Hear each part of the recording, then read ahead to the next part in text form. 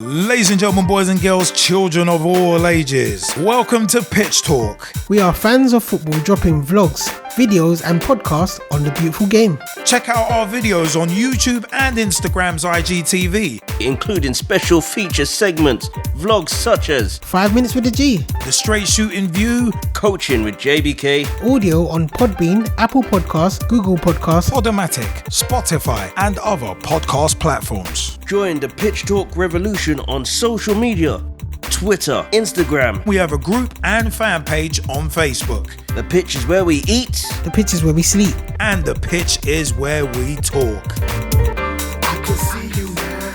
I can see you now and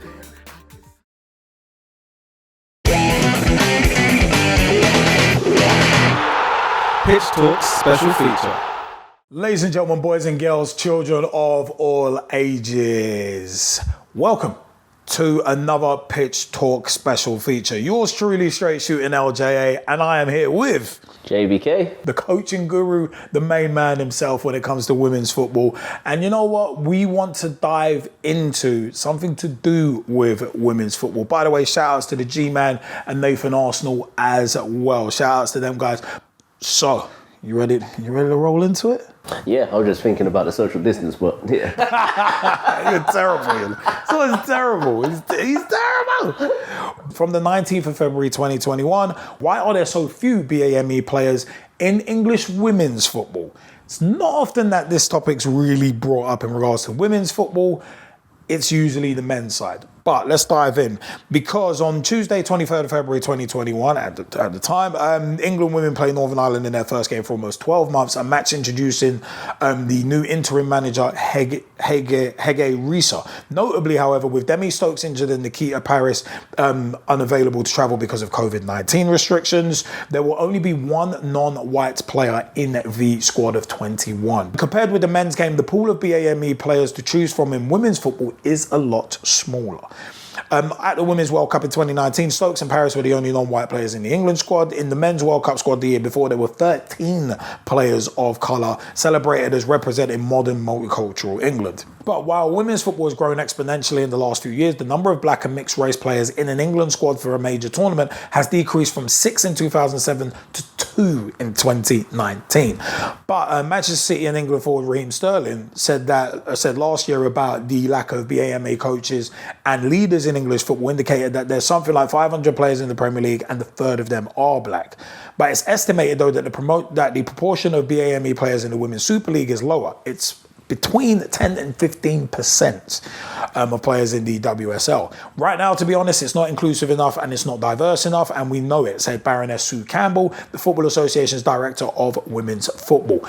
Aston Villa's Anita Asante, who has 71 England caps, says one reason there are so few BAME players in elite women's football is inaccessibility.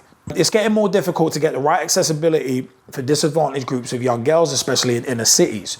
When you're seeing so few BAME players making it to elite level, you have to question if the system is really working.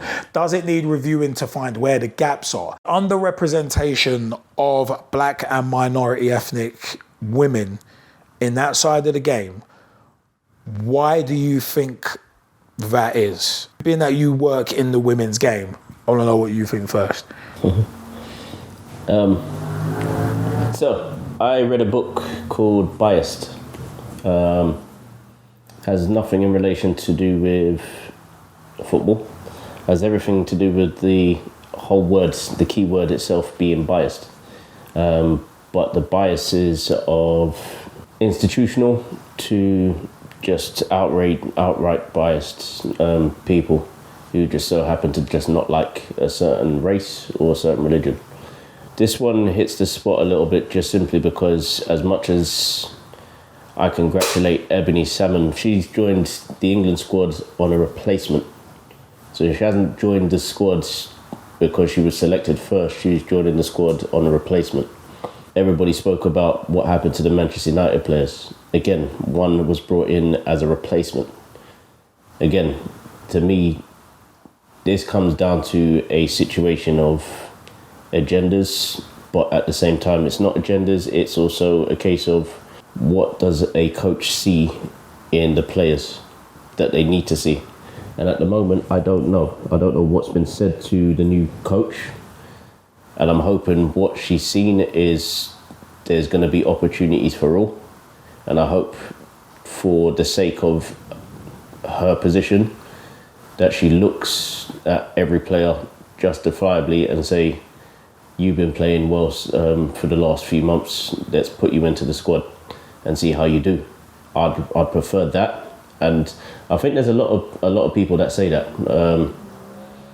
There does come a point where you can't give out too many caps, and there does come a point where you can't just give everybody an opportunity. At some point, you have to just bury it down and go, well, that person fits this team, so I might just keep a few players in a little bit more so.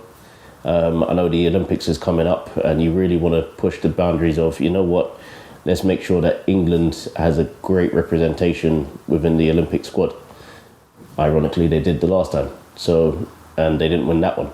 What kind of representation do you mean? Do you mean clubs? Do you mean ethnic diversity? And also, do you think... There was a lot more English players in that squad. Do you think Ebony Salmon is good enough to be in that England squad? Yeah. Or do you think she's been promoted because of an agenda? Both. I think she's good enough to be in that squad, and she should have been from the start. But then, I don't know what's been talked about since Phil Neville either left or whether they had that conversation in the first place, because Phil Neville wasn't meant to be leaving it until the end of the Olympics. Now all of a sudden he's left. Now everybody's kind of going, well, she's got to fill the void a little bit quicker. So I don't think Hege Rees has really had time just to really know the ins and outs. I think she's just been placed into a position where she's either got to take the team now, or even if she waits, she may not even get the time just to even understand her squad. It's tough on her.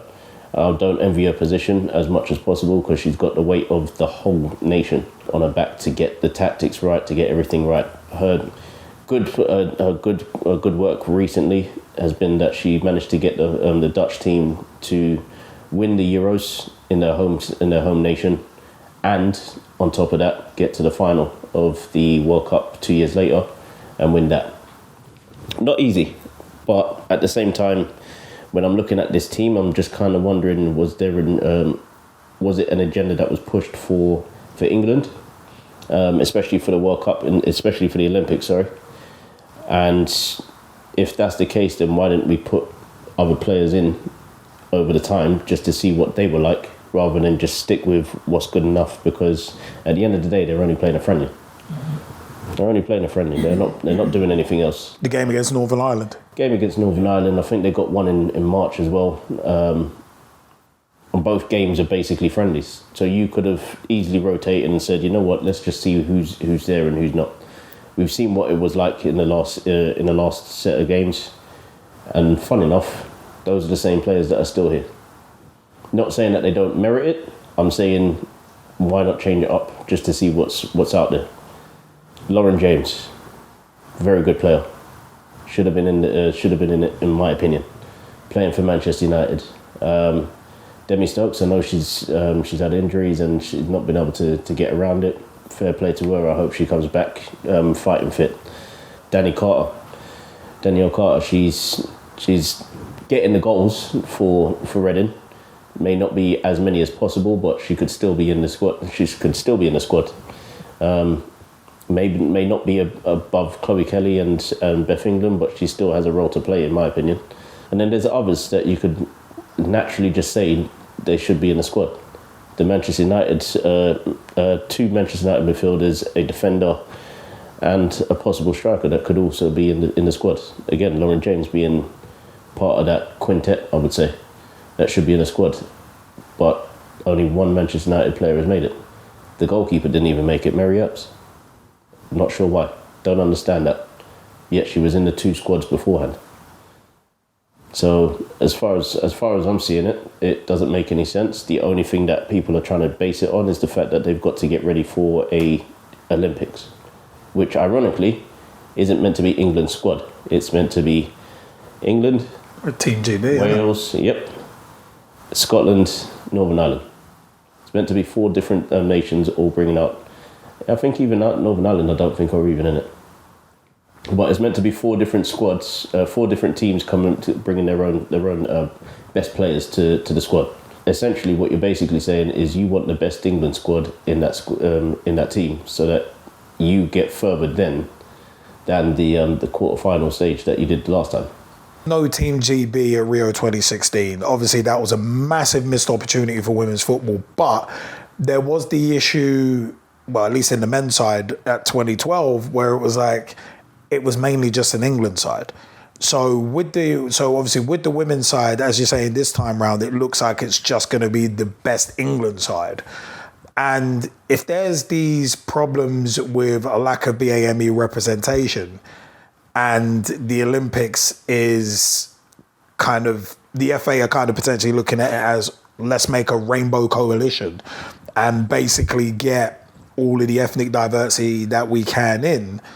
But because the talent pool, the amount of talent, not the quality of it, is a lot smaller in the women's game, it's a case of, is it one of them where do you think that the FA are going to basically sacrifice trying to make it diverse just to try and make that team more successful? And do you think that's going to hold back the Team GB squad? And also as well, like the perception issue, where it's like, if you're seeing that it's just basically a jacked up England squad with a couple Welsh, couple Scottish, like littered in just for the sake of it, is it one of them ones where the barriers to entry into the England squad will also become the same barriers to entry in regards to the Team GB squad as well?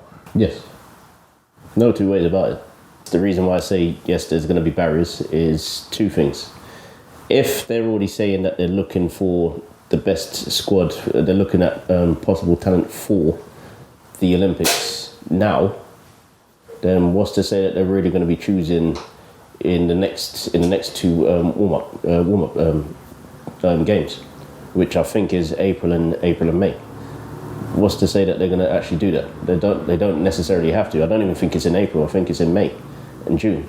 I think the Olympics is going to be it's going to be in August. So essentially, yeah, if all goes to plan, Tokyo 2021, which is obviously supposed to take place in 20. So therefore, what reason would they have to actually look at any other players, especially when nowadays everybody says you should know what your best team is? Okay, well, if your best team so happens to be injured, then what's going to happen? You're going to have to look for those players that you say weren't good enough. And then what happens? They reject the call-up. Then you're going to have to start going, well, let's check at this list and let's see what we should have done the first time round. Not, oh, well, let's see what we've done the second time round. No, what you've basically gone and done is left it for an open conversation. Regardless of whether you've gone, this is my team, that is it. You've left it for a conversation to go, well, this person could have been in, but they're not. So, and I can't give you a reason why. I'm just saying I just don't like the way they play. Okay, well, could you not have adapted your team just to make sure that they fit? Because this is what we do as coaches. We have to adapt the way that we play, even if we want a specific formation. In that formation, the players still have to play a certain way just to help us out, and that's the whole point of why we've got these coaching badges or qualifications, as they should be called. And this is why we're actually looking at them and going, well, this player might not be able to fit into my squad the way that I want them to. Okay, cool. I don't know if Hegarisa will play a 4-3-3. 1-4-3-3, by the way. Don't forget the goalkeeper. But at the same time, you also got to look at, well, what was the reason for allowing, if you're playing a 1-4-3-3, why wouldn't you put in a very quick winger who is tricky on the ball and is young and can probably get you a few goals outside the box? At the moment, you haven't got that in England. The only person that's being brought up in that vein of form is Pernilla Harder, and she's Danish. That should tell you everything about where you're going with this. So if you're looking for those type of players, Lauren James fits the bill quite well. Is she in the squad? No. So what's the problem? I'm going to put this in quotation marks, attitude. Is it really attitude, or is it just the fact that you just don't like the look of her? And I'm not going to put this on England. I'm just going to say the squad could have been a bit more diverse. Even with the Olympics, the only way that it's going to be diverse is through nationality. I don't know if that's going to be to do with skin colour, because when you look at all the other squads, they ain't diverse. They're not. And I'm not saying that that's a problem. I'm just saying there is a solution to that situation that people really need to recognise first before they actually go, okay, well, it's become a problem and we don't know how to fix it. You do.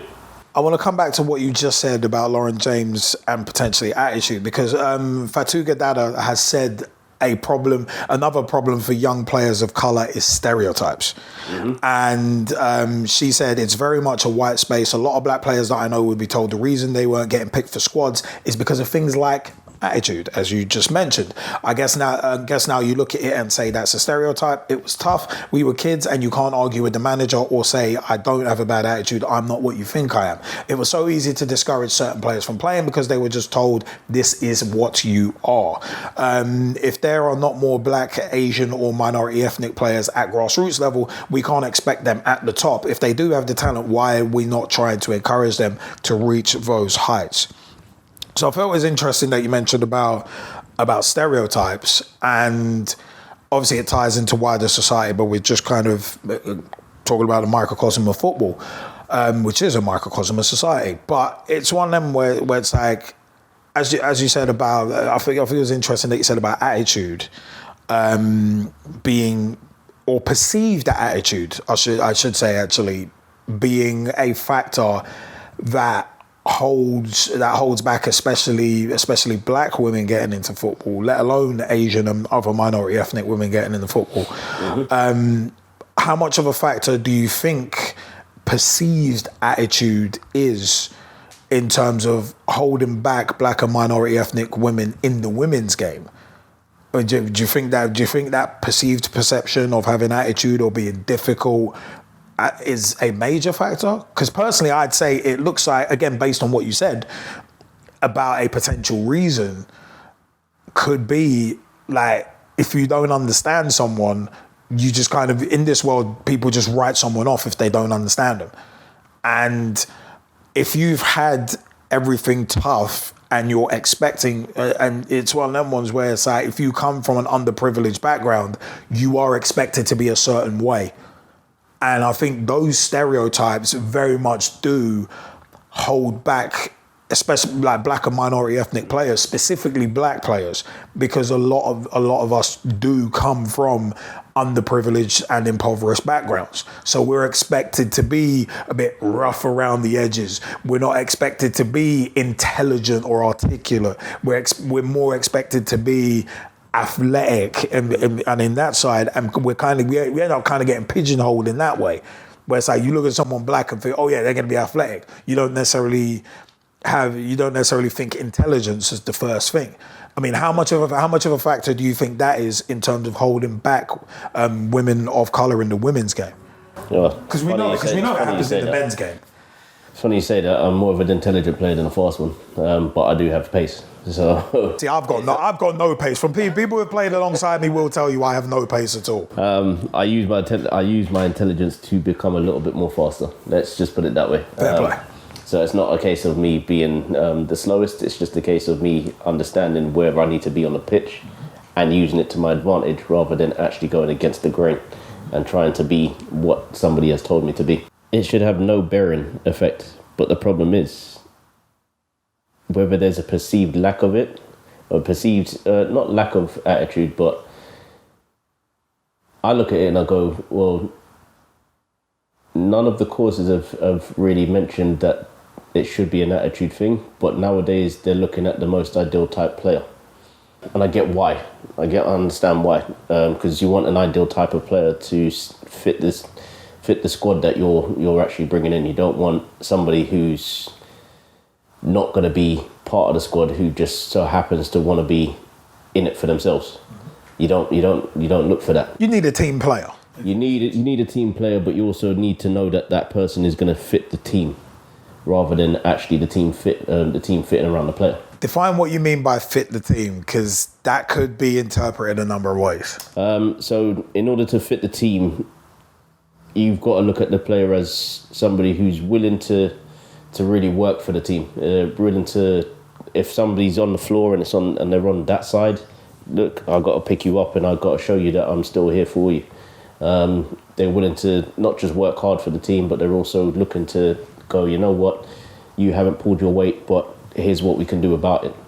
It's not just a captain who's got armbands, but somebody who's willing to just go and talk to somebody and go, are you okay today? Just something like that. That's how I perceive a team player. A team player who's actually going to go, you know what, Liam, if you've had a good day, do you reckon we can get the 3 points today?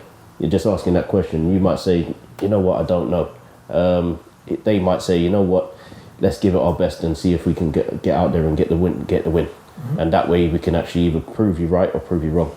Or it might be a case of, Liam, sorry that you had a bad game today. Game's over, but you know what, let's go to training next week and we'll put it right as far as we're concerned. Or what are you doing after this? Let's go and have a sit down and talk over a coffee. Not a beer. Oh, I like a good beer. I know. As long as you're of legal ways, then go and sit and have a brewski and discuss the game. I work in the youth development phase, so I think I have to kind of think. Of course. Water is a very good habit. So those are the things that I would classify as a team player. Somebody who's willing to come in and just be there for everybody else, not just, oh well, I'm here for myself and we should be getting wins and we should be doing this, we should be doing that. The win will come when you all are working together. Now, the problem is that not everybody gets that same opportunity. Most people will just get the opportunity to go, you know what, you come in, what can you do for me? Not good enough. All right, let's just bench you. Why? What for? Let's see what they can do. And if you've given them enough chances for them just to act, for you to realize that they might not be a team player or they're just in it for themselves, then you can actually have a conversation with them and try to understand where they're coming from. That way you can either make them a team player or you can ask them what they want to do. And if they say, I'm not enjoying my time, try again. Ask them, what can we do to help you? If they say nothing, you know what, it's time for you to go. You've caused too much distractions, it's good. But that's not just a black player. I'm talking about all races. I'm talking about all religions. I'm talking about all genders. Transgender, bisexual, all of them. You've got to look at the player first and then ask them the question, are you okay today? And that's when you become a team player. That's when you become a team motivator, because all of you guys are motivating each other. You're not just in it for yourself. You might have a different motivation within, but as a team player, you're understanding, you know what, they're not having a good day today, are you okay? If they're saying no, you know what, they might not want to talk to you about it, but at least you said, I'm here for you. That's when you start talking about a team player. But speaking of the understanding point, just to come back onto that, do you think that a lot of black and minority ethnic players, because a lot of these management positions are held by white men, white women, do you think that because there is a lack of understanding from, say, those managers, coaches, like whoever's in those head positions, towards players of certain backgrounds, do you think there's a lot less tolerance and a lot less willingness in regards to, let me try and understand that person to get the best out of them? No. It's not less understanding. You've got to remember what the position is that they're holding. And they're holding a position that they could be replaced within a day or two if something goes wrong. And if you look at the Premier League nowadays, in the men's game and the women's game now, if the results are not going your way, you're sacked. So it's almost a case of, it's an overly intense environment where you're either here to win the game or you're not. And if you're not, I got to get rid of you. It's not even a question of, oh, I can give you 2 days. Nah. If I know that you've got something, I might just try and lean it towards giving you a bit of time. But at the same time, you know what? I might have to just put you on the bench. You get more game time on the bench. All of a sudden, it becomes attitude. Well, no, the problem is that you benched me. It's as simple as that. You've just benched me. You didn't even give me the chance. You gave me one game. And we've seen it in a men's game, we've seen it in the women's game now, where one person gets, a game, and they're loaned out. Or they get a game and then we're looking to get rid of them. Best case in question, Robbie Keane. Went to Liverpool, was bought for about 20 million, and then sold back to Spurs. Pretty much the same amount. Literally within 6 months though. And it was just like, well, you basically didn't give him time just to even adjust to the Liverpool lifestyle. But that's what I'm trying to get at. You've given nobody no time just to actually get used to what you're doing on the pitch. All of a sudden, you have to get that result. So you're basically saying that the underrepresentation of black and minority ethnic players in the women's game is not necessarily a racial thing. It's more because of the way the game of football is so fickle and so short-termist in terms of managers not having the time to be able to kind of blood players through and get players through. And also managers, because they don't have that time, because they've got that pressure of, well, if they have a couple of bad games, they might be sacked. They haven't got the time to invest in a handful of players who may come from a different ethnic background that they don't understand. Are you saying that the managers, because of the way the managerial merry-go-round is, it's one of them where managers don't necessarily get the time to be able to invest into those from other communities they may not have an understanding towards? Is it a case of is that one of the reasons why that there's that underrepresentation? It's a combination of everything. Liam says it's a combination of a lot of things. It just turns out to be that we as a nation, as a black nation, I mean.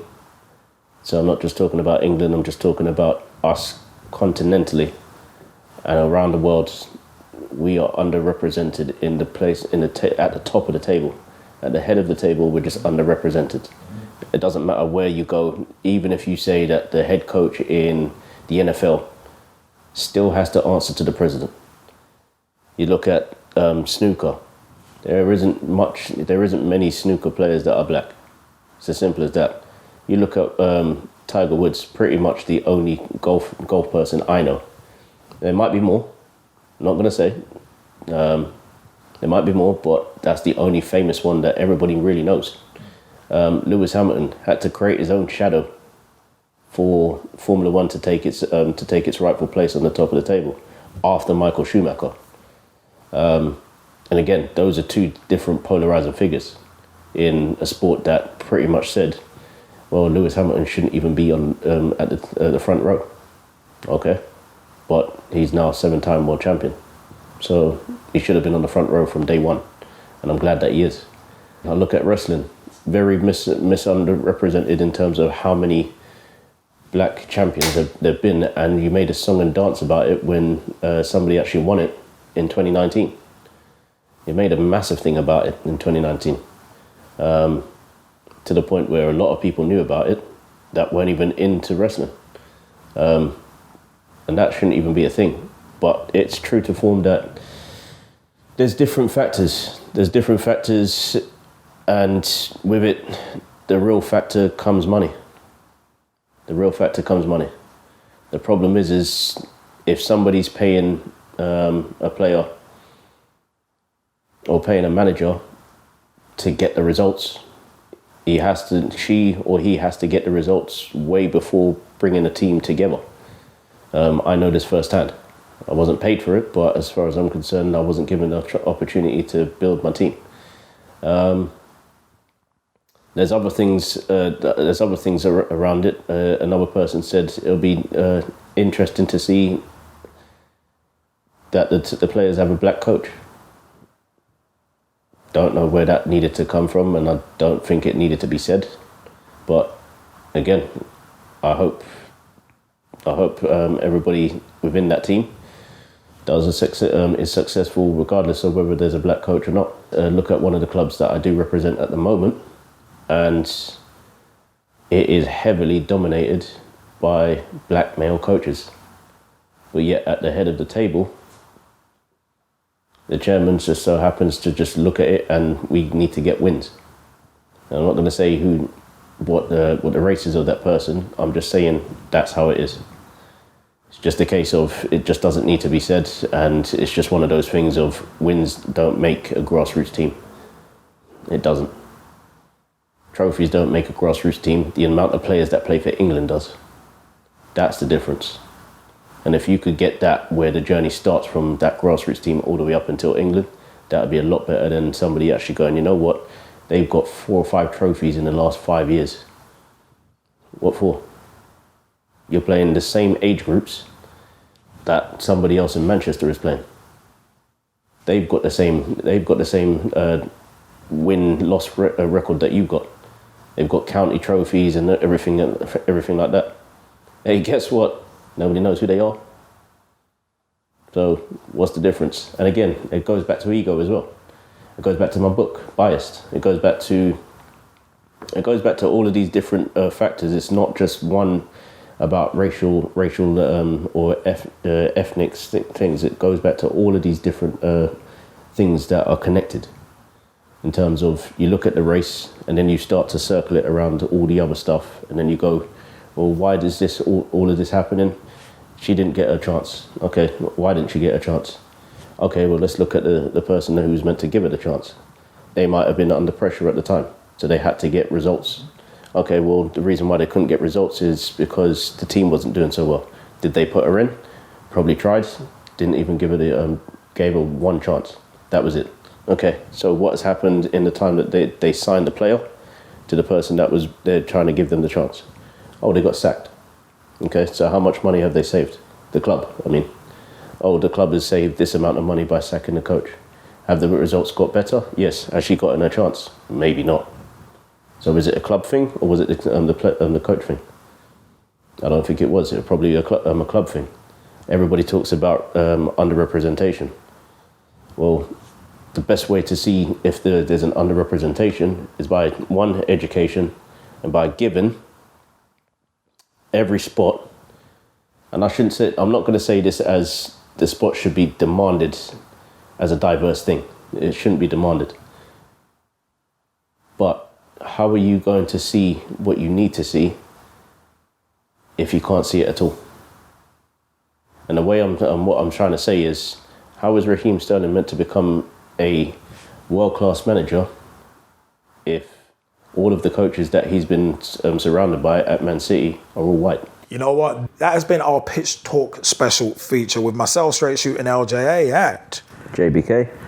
It's been an absolute pleasure to sit with the main once again, discussing the topic on this Pitch Talk special feature, the underrepresentation of black and minority ethnic female players in football. Remember, youtube.com/Pitch Talk is where you can catch all of our videos, twitter.com/Pitch Talk or @Pitch Talk. Tweet with us, follow us, see what we're up to, @Pitch Talk on Instagram as well. We post previews to our vlogs and podcasts up there, so keep an eye on Instagram for all the preview material and the full versions on YouTube. Also, we do audio versions as well on Podomatic, Podbean, also Google Podcasts, Apple Podcasts, Spotify, and via Player FM as well, or wherever you pick up your podcasts.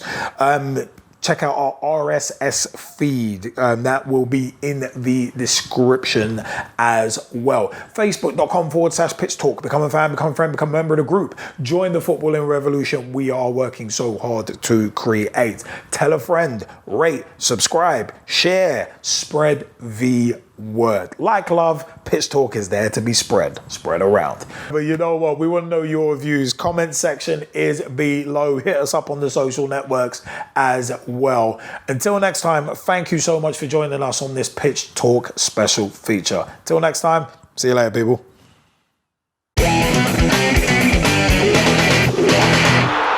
Pitch Talks special feature. Ladies and gentlemen, boys and girls, children of all ages, welcome to Pitch Talk. We are fans of football dropping vlogs, videos and podcasts on the beautiful game. Check out our videos on YouTube and Instagram's IGTV. including special feature segments, vlogs such as 5 minutes with the G. The Straight Shooting View, Coaching with JBK, Audio on Podbean, Apple Podcasts, Google Podcasts. Podomatic, Spotify, and other podcast platforms. Join the Pitch Talk revolution on social media, Twitter, Instagram. We have a group and fan page on Facebook. The pitch is where we eat. The pitch is where we sleep. And the pitch is where we talk.